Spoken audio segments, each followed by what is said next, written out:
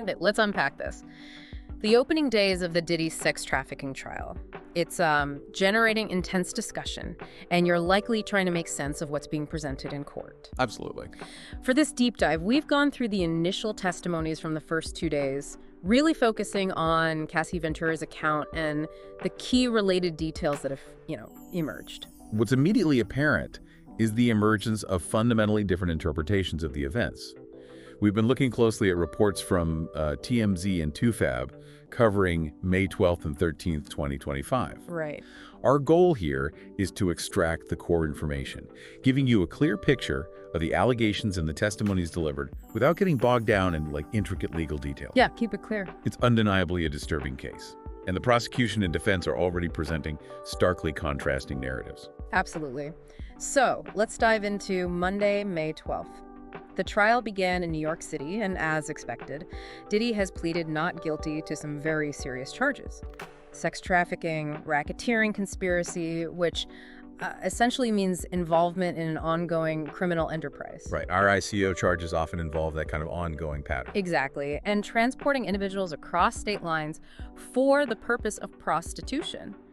To really underscore the potential consequences here, if convicted on all counts, including separate allegations of arson and bribery that were also mentioned, well, the potential sentence ranges from 15 years to life in prison. It's incredibly serious. Yeah. And the central legal conflict seems to revolve around the distinction between coercion and consent. That's really the heart of it. Yeah. The prosecution is arguing that the actions described were forced, while the defense maintains that all interactions were consensual.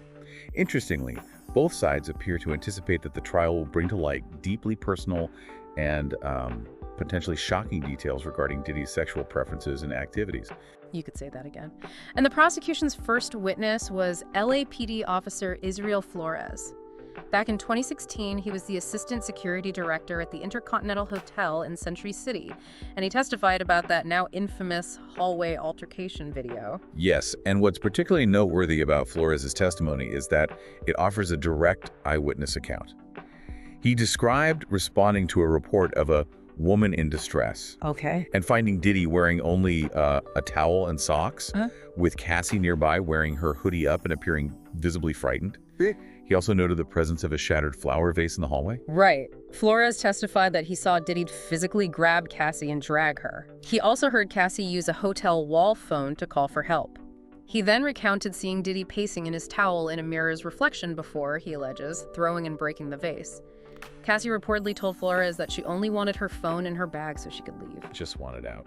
But Diddy allegedly responded by saying, "You're not going to leave." Wow. Flores' actions at this point seem significant. He stated that he informed Diddy that Cassie was free to leave if she wished, and then escorted them back to their hotel room. Back to the room. Okay. Yes. And he also mentioned observing another man inside the room. What's particularly striking is Flores' claim that Diddy offered him a sack of money. Right, you mentioned that. And asked him to take care of this for me, don't tell anyone. An offer. Flores says he refused. And the details get even more concerning. Flores testified that he later noticed Cassie had a purple eye, but she wouldn't answer any questions about it, repeatedly saying only, "I want to leave, I just want to leave." Just repeating that phrase. Yeah. He also recounted returning to remind Diddy about hotel regulations, at which point Diddy allegedly grabbed another security guard's phone, leading Flores to claim he had to physically restrain Diddy to retrieve it. It's interesting that no police report was filed at the time, apparently because no one involved wanted to press charges. Which can happen, unfortunately. And Flores himself stated he didn't view the complete video footage until a later date. Now, during their cross-examination of Officer Flores, the defense, predictably, attempted to undermine his credibility. They pointed out inconsistencies between his courtroom testimony and his initial incident report. What kind of things? Well, they highlighted details such as the devilish stare, the presence of the other man in the room, and the description of Cassie's injured eye, noting that these weren't explicitly mentioned in his original report. Okay, trying to poke holes. Exactly. Flores clarified that his description of the stare was his personal observation, his opinion, and not a factual element of the incident itself, hence its omission from the formal report. This is a common legal strategy, really, aimed at casting doubt on the reliability of witness testimony. Makes sense. Following Flores' testimony, the defense delivered their opening statement, which took a specific approach.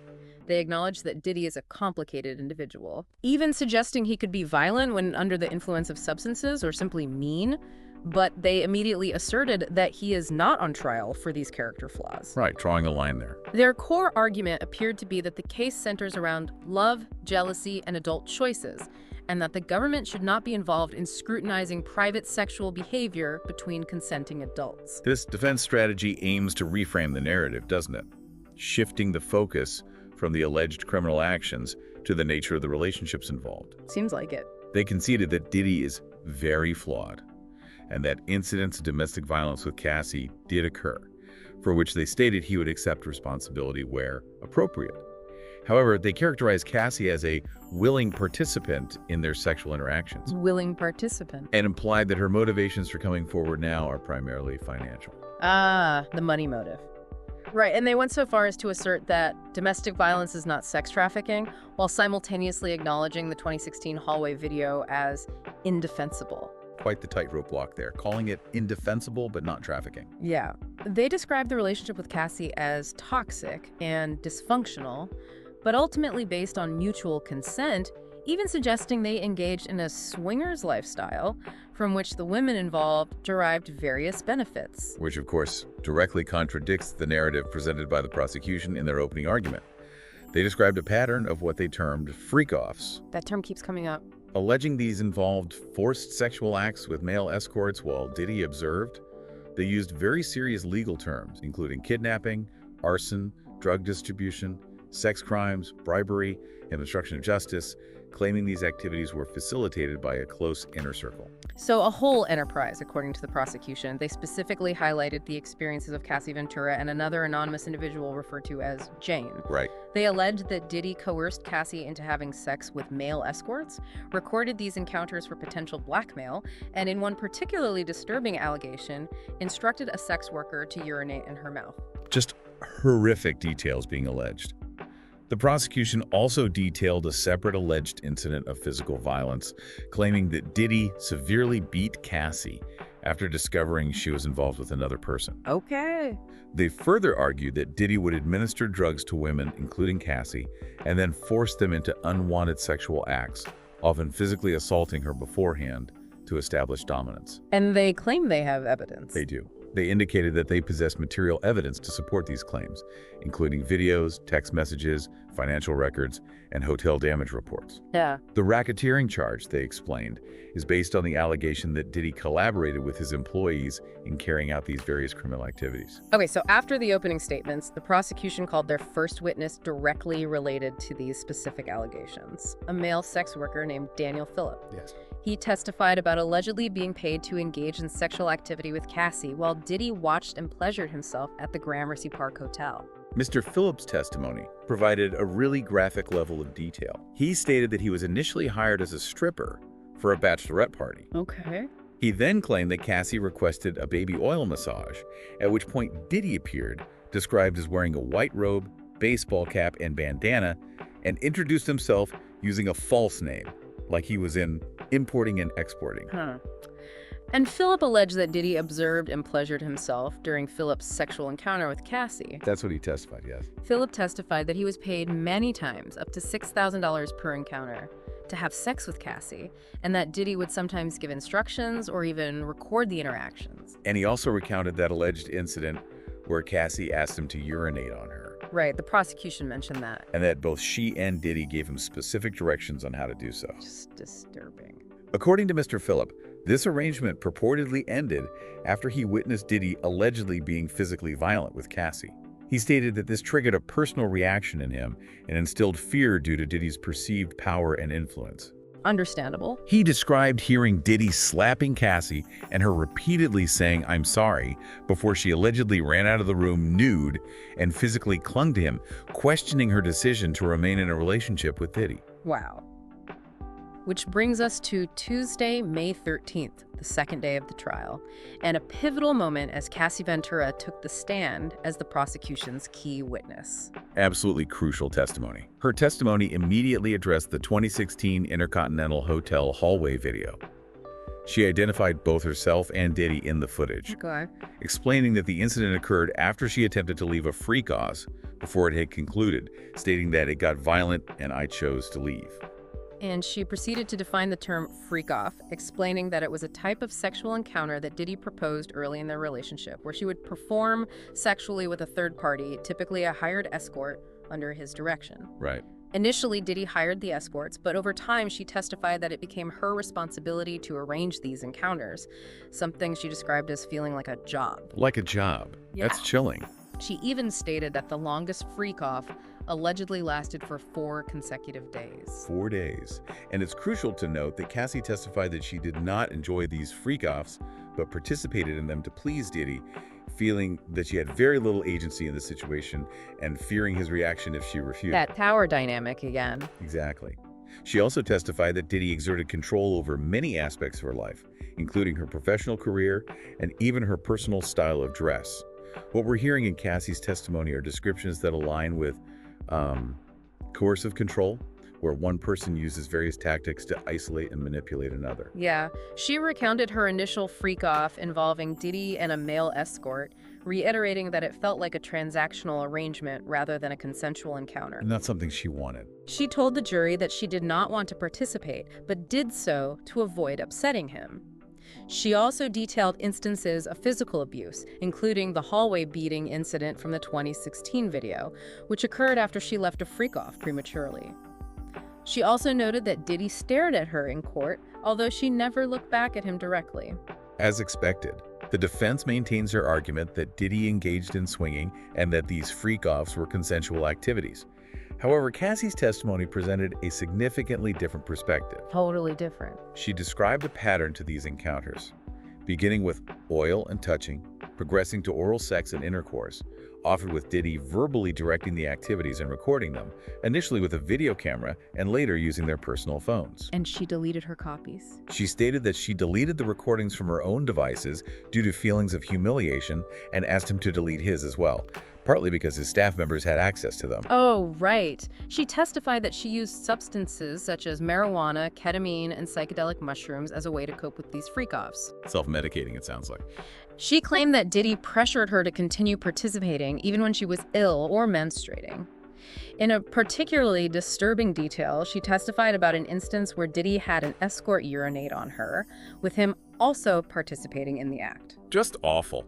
Describing it as a turn-on for him. She stated that she felt unable to easily stop what was happening and even experienced choking during the act. Her testimony also provided more context regarding the recurring mention of baby oil. She stated that Diddy insisted on having it heated and applied frequently, even recalling an instance involving a pool filled with baby oil at the Montage Beverly Hills Hotel. A pool of baby oil. That's what she testified. Her statement, if Diddy wanted something to happen, that was what was going to happen, there was no way around it, really underscores the power dynamic she described. Definitely. Cassie also described being tasked by Diddy with finding male escorts who met specific physical criteria through online platforms like Craigslist and Backpage. So she had to find them herself. Yeah. She had to obtain his approval for the escorts and would pay them amounts ranging from $1,500 to $6,000 per encounter. She even had to verify that they were not undercover law enforcement officers. Wow. And sometimes coordinated their travel arrangements, referring to them as new staff members. Photographs of these escorts were reportedly shown in court. Her testimony then shifted to Diddy's increasing control over her professional life and daily routines. She stated that he constantly monitored her activities, assigned her busy work on musical projects that were never released. Sabotaging her career almost. It sounds like extreme control. His team maintained close surveillance, calling her incessantly if she didn't answer her phone and occasionally sending someone to her residence.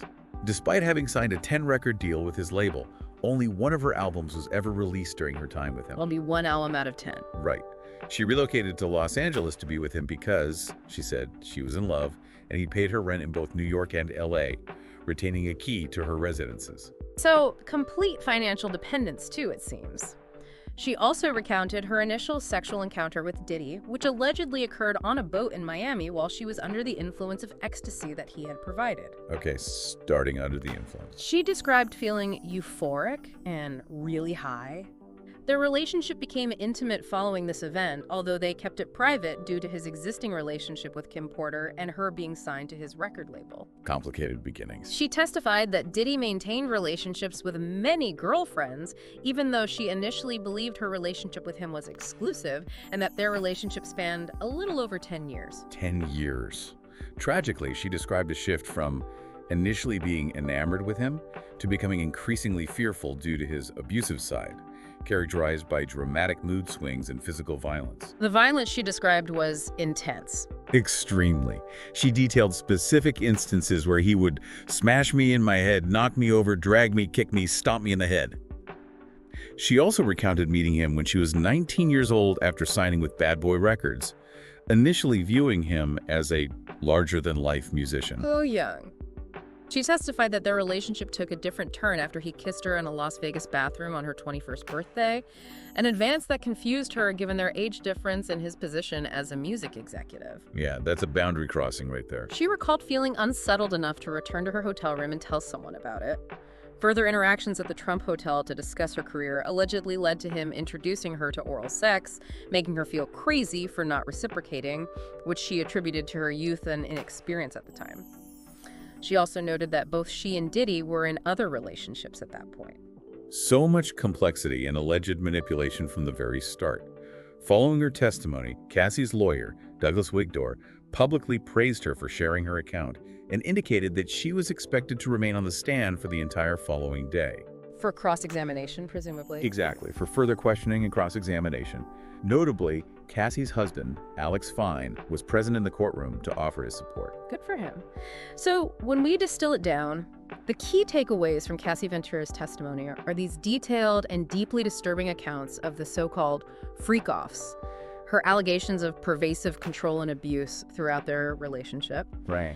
and the fundamental disagreement between the prosecution's portrayal of coercion and the defense's insistence on consent. So what does this all mean in the broader context? The level of specific detail in Cassie's testimony is significant. It provides the foundation for the prosecution's case, really. Yeah, it's very detailed. And these specific allegations, if corroborated by other evidence, could have profound implications for the outcome of the trial. The defense's strategy of attempting to portray the relationship as consensual and suggesting financial motivations for Cassie's testimony, well, it will face a significant challenge in light of the detailed account she presented. This raises an important question for the jury and for us listening.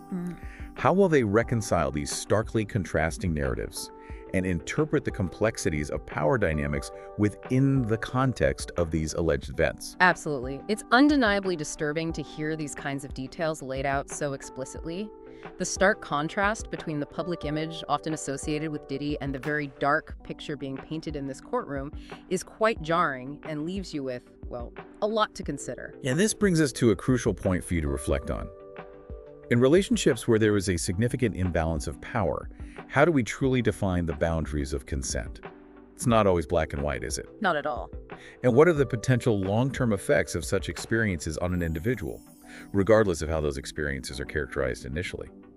As this trial continues to unfold, pay close attention to the evidence that is presented and the different perspectives that are offered, and consider what these testimonies might reveal about the intricate interplay of power, control, and the ongoing pursuit of truth in such complex and emotionally charged legal proceedings.